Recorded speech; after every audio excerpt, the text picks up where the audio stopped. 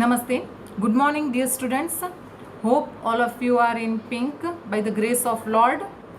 In the previous scene, we discussed how Arunima lost her left leg in one tragic incident. Now, in this scene, we will see how she had recovered.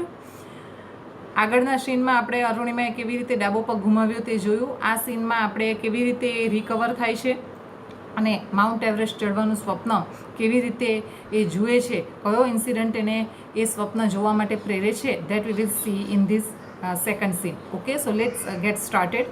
Second scene. I was admitted to AIIMS Delhi on the intervention of the PM. I means Arunima herself. I was admitted. Here admitted to. Admitted is always followed by preposition to. That we will remember. Admitted પછી to જ આવશે. AIIMS. આપણે AIIMSનું full form we had already discussed in previous scene, in the previous video lecture. All India Institute of Medical Science. It is AIIMS. It is located at Delhi.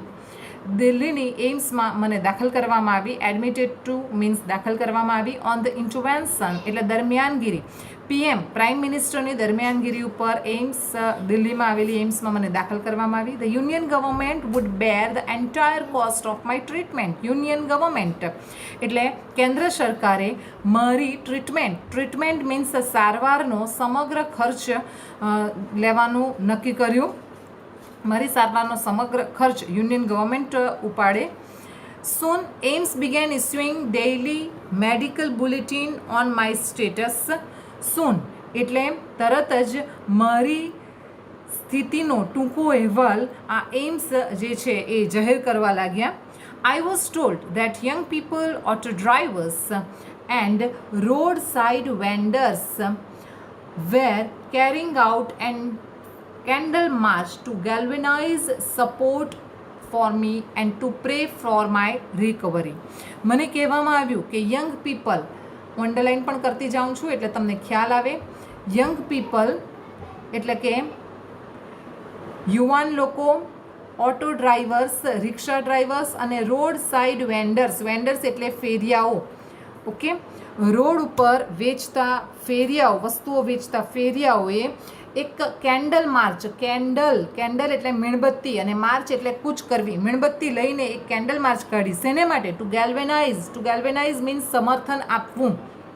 You can write this word galvanize in your copy, in your notebook. To galvanize means સમર્થન આપવું. ગુજરાતી પણ બોલું છું.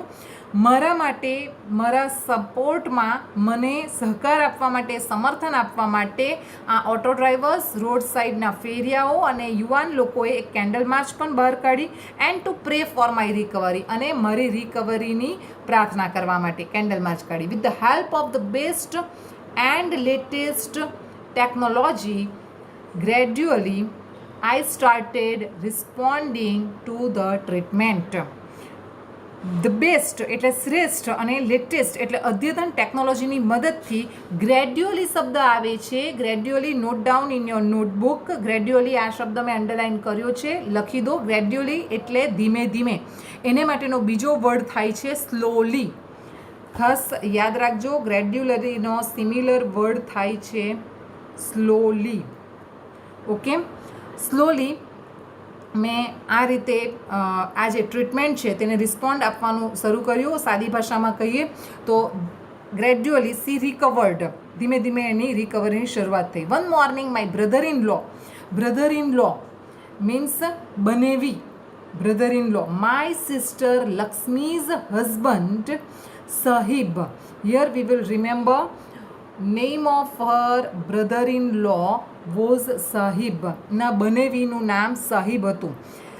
Arunima's sister's name was Lakshmi and her husband Sahib. Suddenly asked me, અચાનક એ મને પૂછે છે, એણે મને પૂછ્યું, એવરેસ્ટ ચઢોગી? એવરેસ્ટ ચડશે? He had just read an interesting piece of information in the newspaper. એમણે ન્યૂઝપેપરમાં એક રસપ્રદ એવી માહિતી વાંચી હતી. કઈ માહિતી હતી? No female amputee. This word is important. Amputee word તમે નોટ ડાઉન કરો તમારી નોટમાં. આઈ હેડ મેં અંડરલાઇન કર્યું છે. એમ્પ્યુટી મીન્સ અપંગ. એમ્પ્યુટીને માટે બીજો શબ્દ તમે કરી શકો છો હેન્ડીકેપ. એમ્પ્યુટી માટે બીજો શબ્દ handicap. Okay,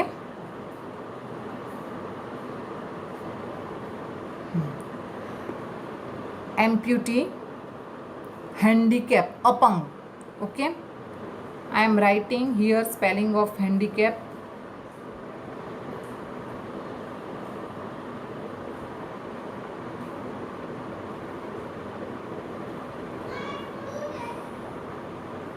Okay, similar word, remember. Okay, ever skilled. skilled શબ્દ આપણે આગળ સમજ્યા. સ્કેલ્ડ એટલે લખી રાખો તમારી નોટમાં, ચઢવું, સર કરવું. સ્કેલ્ડને માટે સિમિલર વર્ડ લખું છું, તમારી નોટમાં લખી દો. ક્લાઇમ્ડ, સ્કેલ્ડ પાસ્ટ ટેન્સ છે એટલા માટે ક્લાઇમ્ડ લખ્યું, સોરી.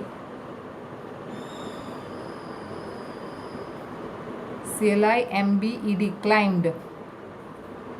કયો ઇન્ટરેસ્ટિંગ પીસ એણે વાંચ્યો હતો કે કોઈ પણ ફિમેલ અપંગ ભારતીય મહિલા એવરેસ્ટ ચઢી નથી. I wasn't amused. આ સાંભળીને મને ખુશી થઈ નહીં. I have lost leg and you are talking of Mount Everest. મેં એક પગ ગુમાવ્યું છે અને તમે માઉન્ટ એવરેસ્ટ ચડવાની વાત કરો છો. I started talking to my self. Again started talking આપણે ધ્યાન રાખીશું. સ્ટાર્ટ પછી આઈએનજી ફોર્મ આવે. પછી મેં મારી જાત સાથે વાત કરવાનું શરૂ કર્યું. If I could take a shot, here underline this word, take a shot. This is very important. Take a shot એટલે to make an effort. Take a shot નોટમાં લખજો. એની સામે સિમિલર વર્ડ અંગ્રેજીમાં આપણે લખીશું to make an effort. પ્રયત્ન કરવો. Okay,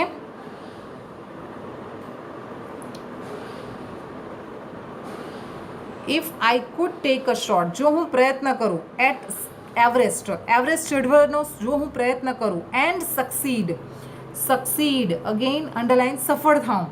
I would became the first female amputee to hold the record. અને તો એવરેસ્ટ સર કરનાર સૌ પ્રથમ અપંગ ભારતીય મહિલા બનવાનો રેકોર્ડ હું તોડી શકીશ.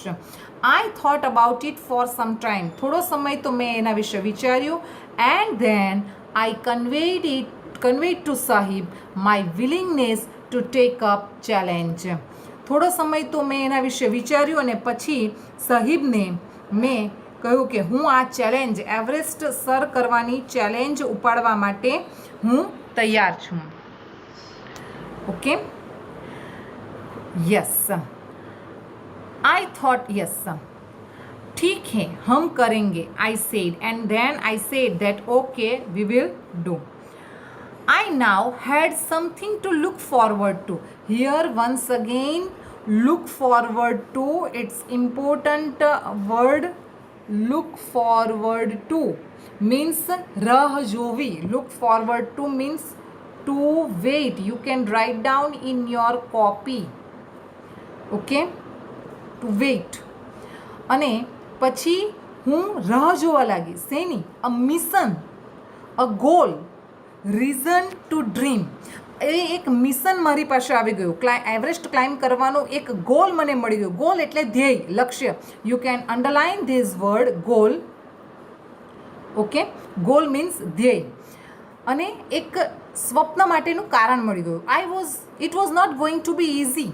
બરાબર, મને ખબર હતી કે આ એવરેસ્ટ એક પગે સર કરવું એ મારા માટે ઇઝી નથી. But throughout my life nothing had come easy. પણ મારી સમગ્ર જીવન દરમિયાન કંઈ પણ ઇઝી હતું નહીં. મને કંઈ પણ ઇઝીલી મળ્યું હતું નહીં. Okay, now let's see what happen next.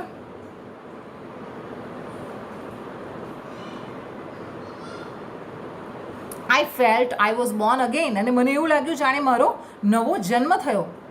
Because now she had the mission to live, she had the goal to fulfil. હવે એને જીવવા માટે એક મિશન છે. She, instead of being disappointed for not having one leg, she dreamt the impossible thing.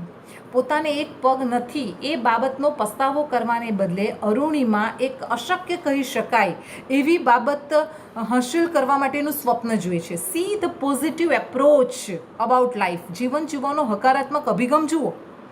Okay, this we should learn from her. Okay, આ આપણે એની પાસેથી શીખવા જેવું છે કે કોઈ એક ટ્રેજિક ઇન્સિડન્ટ જીવનમાં કદાચ બને તો it's not the end of life. બરાબર, nothing should dampen our spirit. કે ભગવાન એક બારણું બંધ કરે તો there is always another door. The only thing is that we should understand to identify that door. Okay, એક તકનું એક બારણું બંધ થઈ જાય તો બીજી તક ઊભી જ હોય છે, આપણને ઓળખતા આવડવી જોઈએ. Arunima had done the same thing. Okay, then I started waiting for my artificial limb to arrive. Artificial, again, artificial નો મતલબ થાય છે કૃત્રિમ અને લિમ્બનો અર્થ થાય છે અવયવ, આર્મ્સ એન્ડ લેગ્સ. પણ અહીં લિમ્બનો અર્થ આપણે લેગ એવો કરીએ. કૃત્રિમ પગ આવે એની હું રાહ જોવા માંડી. વેન ઇટ ફાઇનલી અરાઇવ્ડ, આખરે જ્યારે આવ્યો આર્ટિફિશિયલ લિમ્બ, જ્યારે આખરે એને ફિટ કરવામાં આવ્યો એના શરીરમાં, આઈ વોઝ ઓવરજોયડ. હું ખૂબ જ ખુશ થઈ. The artificial leg felt almost like my real leg. કૃત્રિમ પગ અને રિયલ પગ બંને સરખા જ દેખાતા હતા. I could hardly find any difference. બરાબર, હાર્ડલી એટલે ભાગ્યે જ મને મારા કૃત્રિમ પગ અને રિયલ જે પગ હતો એ વચ્ચે ભાગ્યે જ કોઈ ડિફરન્સ દેખાતો હતો. I started falling in love with the stranger whom I was wedded for life. See the style of narration. Any style જુઓ લખવાની. આ સ્ટ્રેન્જર શબ્દ અહીં ધ્યાન રાખજો. સ્ટ્રેન્જરનો અર્થ થાય છે અજાણ્યો વ્યક્તિ, બહારનો વ્યક્તિ, અજાણ્યો વ્યક્તિ. એને માટે આપણે સ્ટ્રેન્જર શબ્દ વાપરીએ છીએ. તો અહીં સ્ટ્રેન્જર શબ્દ આ પાઠમાં કોને માટે વપરાયો છે? Stranger is use for the artificial leg. શું કહે છે કે આ આર્ટિફિશિયલ લેગ જે સ્ટ્રેન્જર જેવો છે તેની સાથે હું પ્રેમમાં પડી ગઈ. કે whom I was wedded for life, કે જેની સાથે મારે આખી જિંદગી હવે વિતાવવાની છે, જેની સાથે હું આખી જિંદગી જોડાઈ ગઈ છું. બરાબર, સો she considered artificial leg as a stranger and she fell in love with that. She had accepted that. Okay, artificial leg જે છે એણે સ્વીકારી લીધો છે. આ બાબત ઉપરથી એ નક્કી થાય છે. I had set my eyes on a mountain. To set eyes on means લક્ષ્ય નિર્ધારિત કરવું. ટુ સેટ આઈઝ ઓન લક્ષ્ય નિર્ધારિત કર્યું. પછી તો માઉન્ટેન, એવરેસ્ટ માઉન્ટેન તરફ જ મેં મારું લક્ષ્ય નિર્ધારિત કર્યું. And I needed to prepare my self with the help of the stranger. અને આ સ્ટ્રેન્જરની મદદથી, અગેન ફરીથી કહી દઉં, અહીં સ્ટ્રેન્જર મીન્સ આર્ટિફિશિયલ લેગ. આ મારા આર્ટિફિશિયલ લેગની સાથે જ મારે એવરેસ્ટ સર કરવાની તૈયારી કરવાની જરૂર પડશે. Okay, so that's all about scene number 2. In the third scene, we will see which struggle she had undergone while climbing the Everest. Okay, so here we are summing up here. I hope you have understood. જે શબ્દોની નીચે underline કરી છે, જેના meaning ગુજરાતીમાં કયા છે, કેટલાકના અંગ્રેજીમાં સિમિલર મિનિંગ પણ કયા છે, એ નોટ ડાઉન કરી લેવા. બરાબર, એના મિનિંગ યાદ રાખવા અને નાનામાં નાની દરેક વિગતો આપણે ધ્યાનમાં રાખીશું. Okay, thank you.